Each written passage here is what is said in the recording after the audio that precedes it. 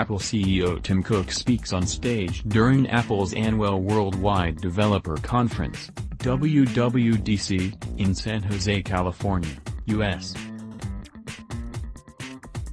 June 5, 2017, Reuters. Stephen Lam. This week, Apple will reveal the future of your iPhone, and any other product you might happen to own.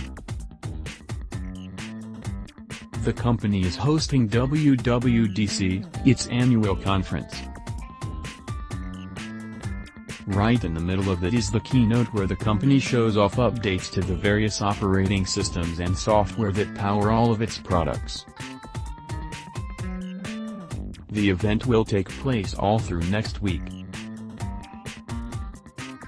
But the big keynote happens on 4th of June, in the morning Pacific time, so much later on in the day in the rest of the world. What is WWDC? The event's full name is Worldwide Developers Conference, which gives you a pretty good picture of what happens.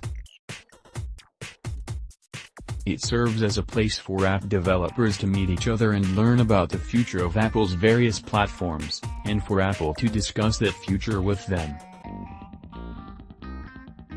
But that leaves out the biggest bit of the whole week, at least for the general public, the big keynote that Apple holds at the beginning. That's where it announces all of the changes coming to its software, and sometimes some of its hardware, too, for every single one of its products. We'll see iOS 12, whatever Apple decides to call the new version of its Mac operating system, and updates to its watches and TVs. And apps and services will probably get a big upgrade, too, with new features probably coming to apps like music. In short, if you use something from Apple, you'll see what its future looks like next week. But you won't get to see what future versions of it will look like. Why should I care? WWDC isn't the most splashy of Apple events. That honor belongs to the September launches when it shows off the new iPhones. It is not focused on shiny new products, or breakthrough new hardware features. But, for the reason, it can be even more exciting. It is the only one of Apple's big annual events that focuses squarely on products you already have, offering upgrades to all of Apple's products so long as they are new enough, and entirely for free. So it is worth following along if you want to get a look at what the new iOS, macOS, watchOS or tvOS actually look like. You probably won't get access to those features for some time, September, alongside the new phones, if you don't join Apple's beta program, but you'll get a sense for what the future will look like.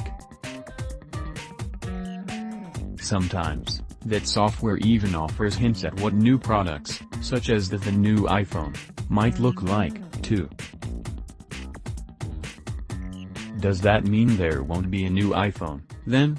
Never say never, of course, but probably not. There almost certainly won't be any flagship phones launched this WWDC, or any other one.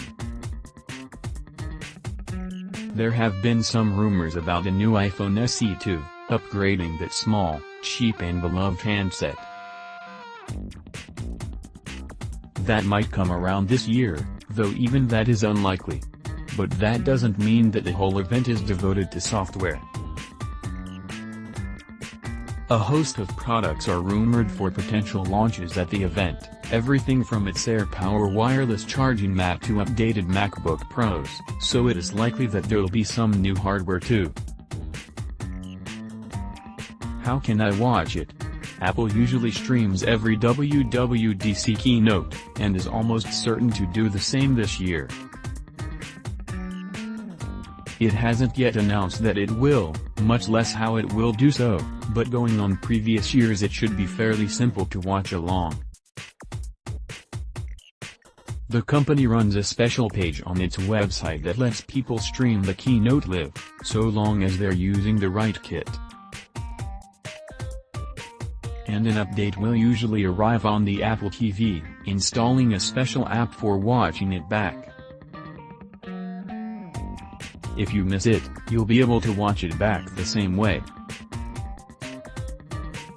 And you'll be able to fast forward through anything you want to skip, as well as the big keynote. Apple usually streams some of the other WWDC sessions online, too. They can often be a bit specific if you're not a developer, delving into how parts of the underlying technology of iPhones and other products work so that people can make apps for them. But some of the events such as Apple's Platform State of the Union and Design Awards can be interesting. The Independence Bitcoin group on Facebook is the best place to follow the latest discussions and developments in cryptocurrency. Join here for the latest on how people are making money, and how they're losing it. More about Apple WWDC iPhone iOS reuse content. I accept the Independent and its partners use cookies and similar technology to collect and analyze information about the users of this website. We use this information to enhance the content, advertising and other services available on the site. Please click I accept to consent to the use of this technology by the Independent and its partners. You can manage your preferences at any time by visiting our cookies notice.